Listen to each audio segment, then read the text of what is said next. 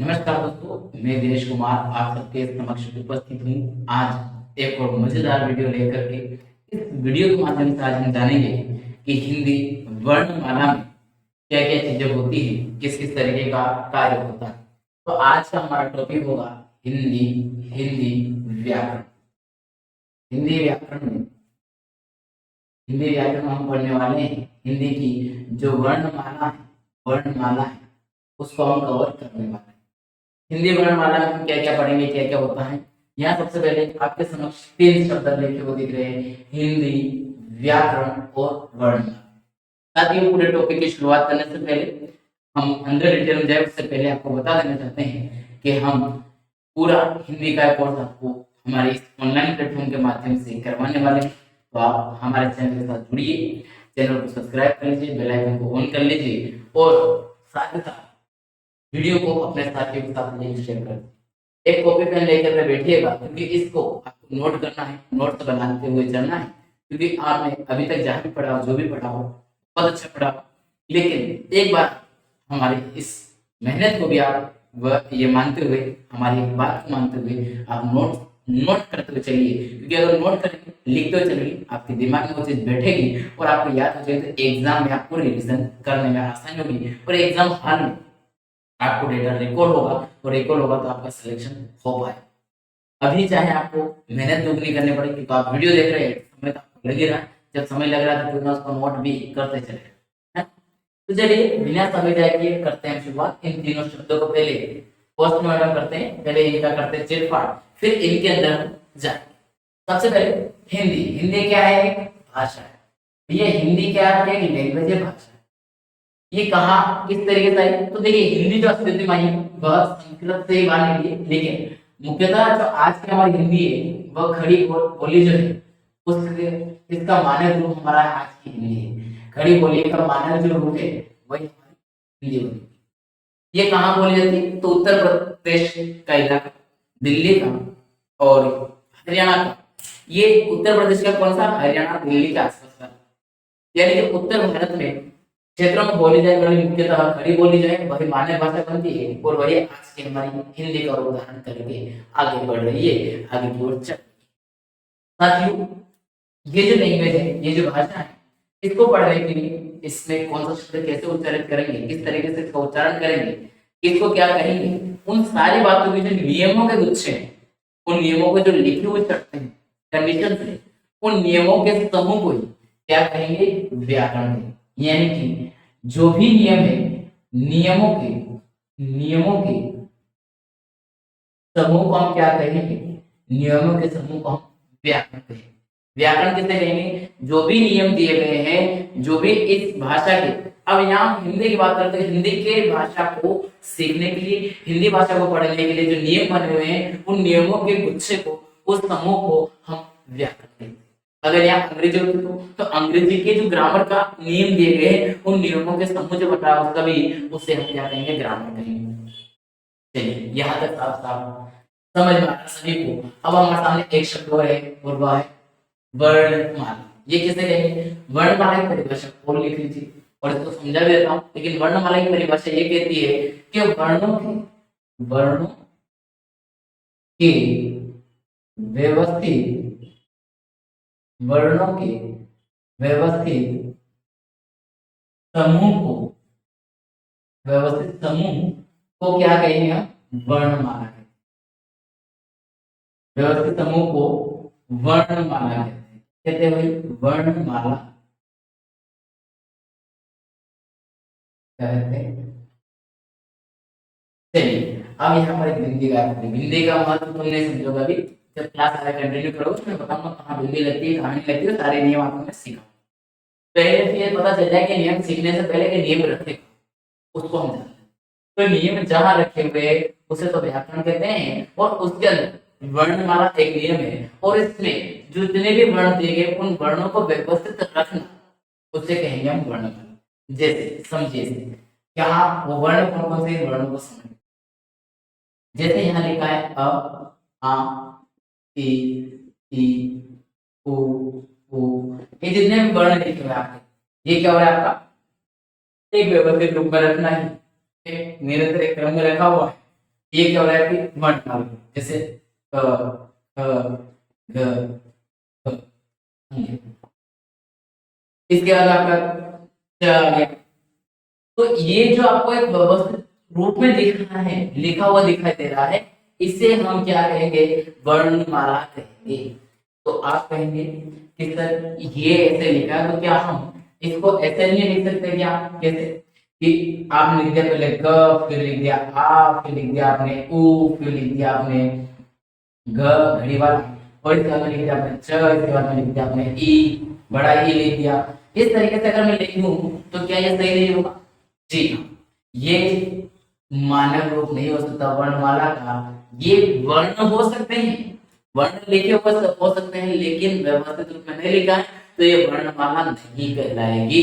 वर्णमाला क्या होगी? व्यवस्थित रूप से लिखे हुए समूह को ही वर्णमाला कहेंगे। ये वर्णमाला का रूप है, लेकिन ये वर्णमाला का रूप नहीं है। लिखा वही चीज वहां है, लिखा वही यहाँ, लेकिन व्यवस्थित नाम हमने करना एक वर्णमाला से बाहर हो गया और एक वर्णमाला के अंदर हो गया।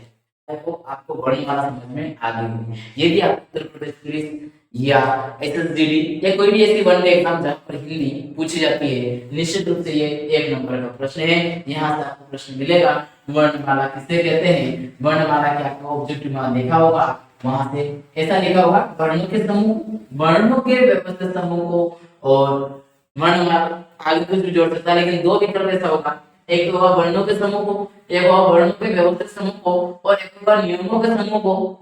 इस तरीके से आपको विकल्प बनाएगा तो वहां लगाना वर्णों के व्यवस्थित समूह को, वर्णों के व्यवस्थित, व्यवस्थित याद रखना, व्यवस्थित, व्यवस्थित की जगह वो एक शब्द और प्रयोग कर सकता है, सुव्यवस्थित, तो बात एक ही है। ठीक है, चलिए अब आगे देखते हैं। हम यहाँ पर जो हम बात कर रहे थे वह वर्णमाला की हो गई है। अब वर्णमाला को कितने भागों में डिवाइड किया गया है? वर्णमाला को मुख्यतः हम यहाँ पर अभी 3 रूप अलग से जानेंगे, बाकी इसके और भी है, उनको भी जानेंगे। पहले हम 3 को जानेंगे। सबसे पहले हम जानेंगे स्वर को। किसको जानेंगे? स्वर को। इसके साथ हम जानेंगे अयोगवाह। किसको जानेंगे? अयोगवाह, अयोगवाह। और इसके साथ हम जानेंगे व्यंजन में। अब व्यंजन में और भी रहते हैं, लेकिन यहाँ जो व्यंजन आएंगे केवल वह अलग अलग रूपों में डिवाइड, इसके अलग अलग रूप होंगे, उनको जानेंगे। ठीक है, स्वरों की अगर बात करें तो स्वरों की संख्या कितनी है? स्वर की संख्या जो है वह 11 है। आप कहेंगे नहीं सर 13 पढ़ या 11 पढ़ा रहे हैं, गलत पढ़ा रहे हैं। हम गलत पढ़ा रहे हैं, लेकिन आप अब सुधार लीजिए, हम सुधरे हुए, हम गलत नहीं पढ़ा रहे, इस बात को आप एक्सेप्ट करिएगा। हमने आपकी बात एक्सेप्ट कर ली, अब आप हमारी सुन लीजिए, हम गलत नहीं है, हम आपको डेटा अपडेट करवा रहे हैं कि किस तरीके से इसको पढ़ना चाहिए। देखिए, अगर स्वर की संख्या पूछे तो 11 आएगी, कुल स्वरों की संख्या पूछे, हिंदी वर्णमाला में कुल स्वरों की संख्या पूछे तो आपको वहां पर फिर 13 देगा। अब कहीं से आप 11 क्यों पढ़ा रहे? वह इसलिए क्योंकि हमने यहाँ पर 2 कैटेगरी एक और ले रखी है, वह है अयोगवाह, जो ऐसा व्यक्ति जो ना तो स्वर के साथ आ रहा है और ना ही व्यंजन के साथ आ रहा है, तो उसे अयोग, ऐसा जो दोनों के साथ योग नहीं कर पा रहा है वह अयोगवाह कहलाएगा। ना तो स्वर के साथ योग कर पा रहा, ना आपका स्वर के साथ और नहीं व्यंजन के साथ, दोनों के साथ संयोग नहीं होने के कारण दोनों से बेमेल हो रहा है, और बेमेल होने के कारण उसको तीसरा रूप दिया गया, और तीसरा रूप हो गया आपका अयोगवाह। बातें समझ में आ रही है ना? चलिए, तो यहाँ पर कौन सा अयोगवाह में कौन कौन से लिख देते? 2 ही केवल, तो एक तो आपका अम है और एक आपका अह है। अब यहाँ पर अम और अह जो है, इसमें पहला जो शब्द है, पहले पहले जो वर्ण है वह तो आपका स्वर का है, और बाकी जो बिंदियों के रूप में है वह व्यंजन का है, और ये दोनों के शब्द को लेकर चल रहा है, इसको अलग कैटेगरी बनाना हमें पड़ेगा। अभी एक कैटेगरी पर हम देखेंगे, लेकिन उससे पहले हम व्यंजन को जानते हैं। व्यंजन में कौन कौन से व्यंजन आएंगे? तो व्यंजन में हम पढ़ेंगे, एक तो आपका स्पर्श व्यंजन, स्पर्श व्यंजन पढ़ेंगे जिनकी संख्या कितनी है? 25 है। इसके बाद हम पढ़ेंगे ऊष्म व्यंजन, ऊष्म व्यंजन पढ़ेंगे, ऊष्म व्यंजन की संख्या कितनी है? 4। इसके बाद हम पढ़ेंगे जो आपका अंतस्थ व्यंजन, कौन सा पढ़ेंगे भाई? अंतस्थ व्यंजन पढ़ेंगे, अंतस्थ व्यंजन पढ़ेंगे, और अंतस्थ व्यंजन की संख्या कितनी है? 4। इसके साथ में हम कुछ और जो व्यंजनों में ही पढ़ेंगे वह अलग से, देखिए मैं इनको एक साथ लिखा लेकिन इनको अलग अलग हम पढ़ने वाले, ये कहाँ तक ही किस तरीके का आपको पूछेगा, और वह जो अलग से पढ़ने वाले जो अलग अलग से वो किस तरीके से जोड़ के पूछेगा, वो दोनों चीजें मैं आपको बताऊंगा। देखिए, यहाँ पर हम जो पढ़ेंगे संयुक्त व्यंजन, संयुक्त व्यंजन, और इसके बाद में जो आपका आएगा द्विगुण व्यंजन, द्विगुण व्यंजन, द्विगुण व्यंजन। ठीक है, अब आपके सामने में एक महत्वपूर्ण और खबर भी लीजिए, करंट अपडेट भी लीजिए, और वह होगी वर्णमाला में एक विशिष्ट श्रेणी। क्या होगी? एक विशिष्ट